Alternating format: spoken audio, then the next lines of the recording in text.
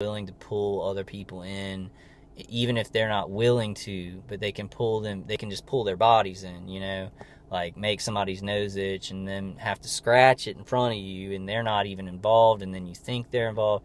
This is a lot of deceit. It's a lot of false flagging. It's a lot of trying to set somebody up. So the technology is very sophisticated, as we all know. There was another thing that I wanted to talk about, but I forgot, so I'm going to try and come back to it. But doing pretty good. Kind of waiting, kind of being patient at the condo and praying a lot. But I really did have to get out of the townhouse. I took all my plates and my plugs. It was like the 9th, and I think it was the 9th. Was it the 9th? It's only the, what date did I say today? I don't know, maybe the 8th or the 9th. And, I was like, okay, today's the day. I'm getting it all out of there. And I just made a decision and I left because I was being hurt too bad. And it is better at the condo, but they are still hitting me remotely. And I think there's a couple avenues they can come down, but I can figure it out, and defend myself a little bit better. There was something else. Okay, yesterday, I was, I was watching some creepy videos on YouTube. I don't know why I did that. It's kind of a bad idea, because if you do have active remote neural monitoring, they're picking up imagery that you're seeing, so they can, microwave that back into your head. To a normal person, they'd just be like, well, you're having obsessive thoughts or something like that. But it's a lot more than that. To me, it's it's very blatant. It's something I wouldn't think about. If I see something creepy, I look at it for shock value like a horror movie, and I leave it behind. I don't just keep picturing it,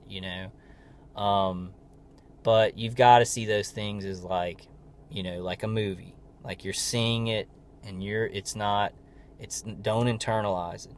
Don't internalize it. Keep that external, as if you're seeing a horror movie or something like that. It's not part of you. And you can tell. You'll be able to tell, because you can be like, this is my feeling. It has context. It's what I'm feeling right now. So I wanted to say that thing about, I think that a lot of triggers, images, and phrases are connected to an EEG that you have.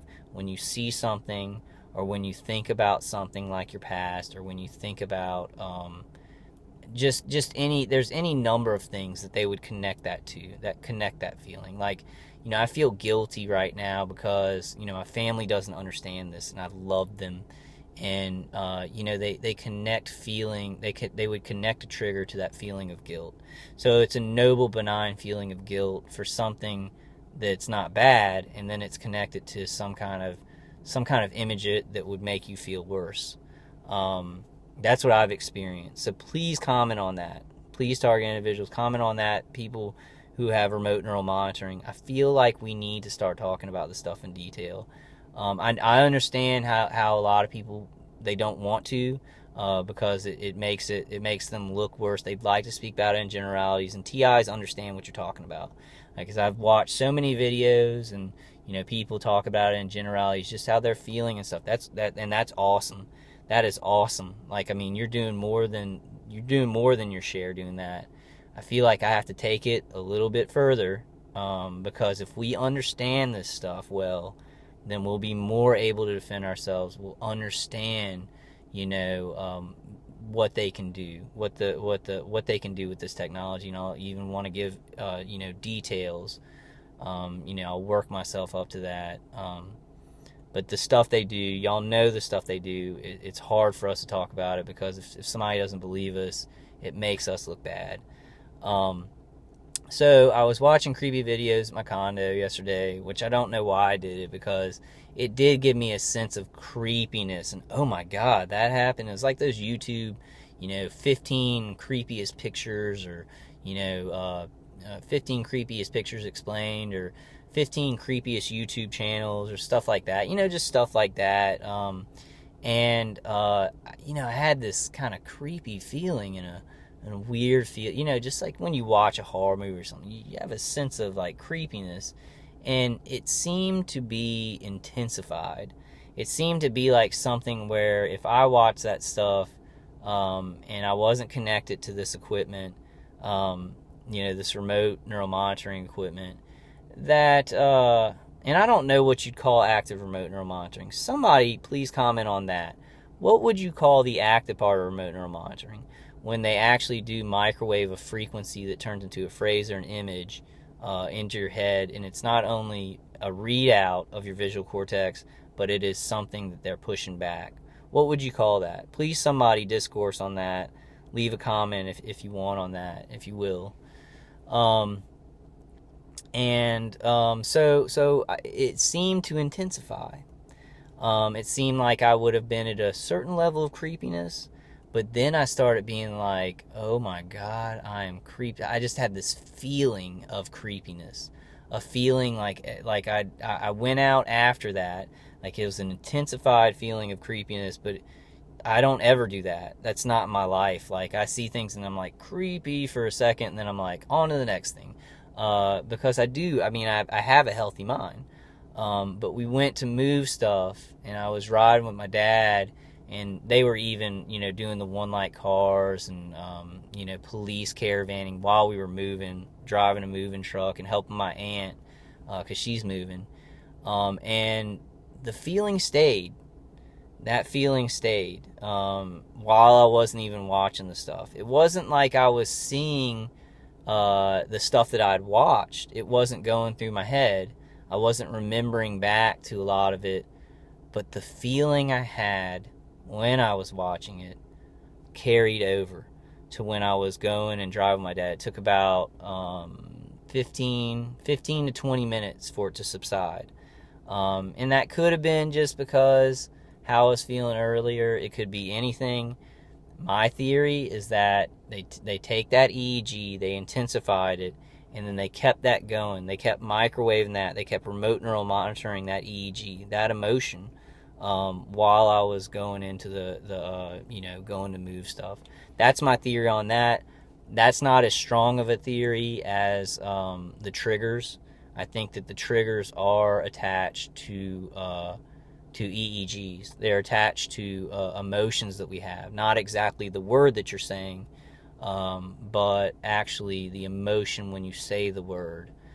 So be on the lookout for that. Kind of look at yourself and be like, okay, I'm saying this word. How do I feel? Is something popping up that seems like a trigger? If you deal with this, if you deal with subliminal triggers and stuff like that. I don't know how they do that. I don't know how they would attach an image to an EEG. I mean, I can get kind of a picture of like your EEG, and they just, they would, microwave. They would have like an automated microwave image to match with that EEG somehow with the technology. But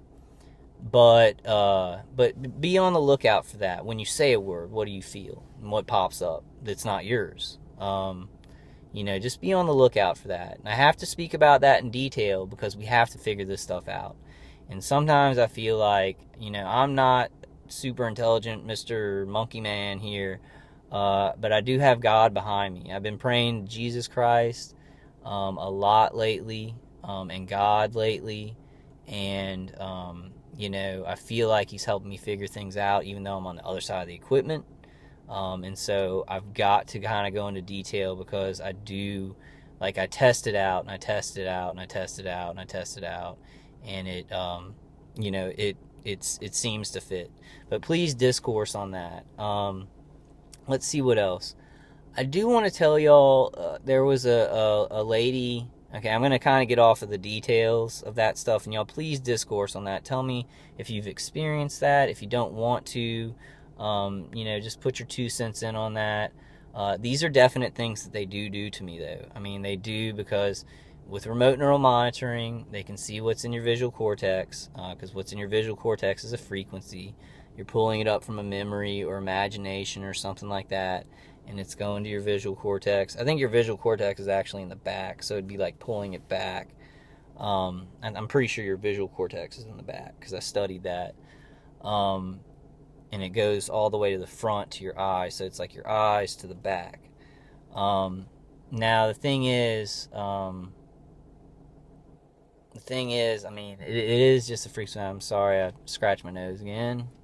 And I have a problem with scratching my nose. I am not a gang stalker, guys. Trust me. So this stuff does happen to me. I'm sure of it. I'm sure of it because of the capabilities of the technology. And they do it pretty. My guy finesses it. I guess he's kind of subtle with it, but he still has his China in a bull shop quality, where he's kind of ramming stuff. And so even if I start figuring something out, he doesn't care and he'll just keep doing it. So it does kind of help me to figure out things. I'm not underestimating him at all. I'm not saying I respect him or like him. I hate him. He's a murderer. He and the group of people, doing this to me. But he's kind of, I'll hear somebody say, "Can I kill him? Are we ready?" They're looking to him. So he is my main organizer. That's at least how it's going, how I hear it on the V2K. And I'm questioning that a lot because people can't be up 24 hours a day. There's a lot of questions that I have about my V2K. A lot of questions. But I'm going through that too. I'm trying to figure out kind of what's going on there, because I hear dialogue, I hear people talking to each other. They're saying kind of the same things all the time. People can't stay up 24 hours a day. They have, and my nose keeps on itching. I think they're doing this to me, y'all. I really think they're doing this to me because my nose keeps on itching. All right. But I'm starting to question that. But I want to kind of move on. I want to move on from, I'll make some more detailed videos, later on. But I feel like this is important to get out because the mind direction is very important. And if you can get it set what you are and keep it separate from what they're doing, you'll have a lot more strength going through the actual physical directed energy weapon torture, the EHF, the high-pitched sound.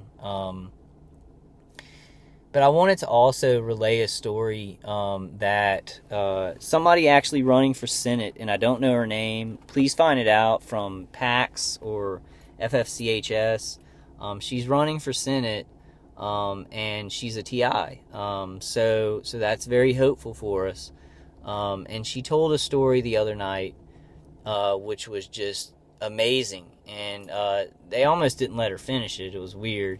She was telling the story, and I'll tell the story, and then I'll kind of say what happened. I've never talked on a big call on Saturday night, but I actually did. I actually called in.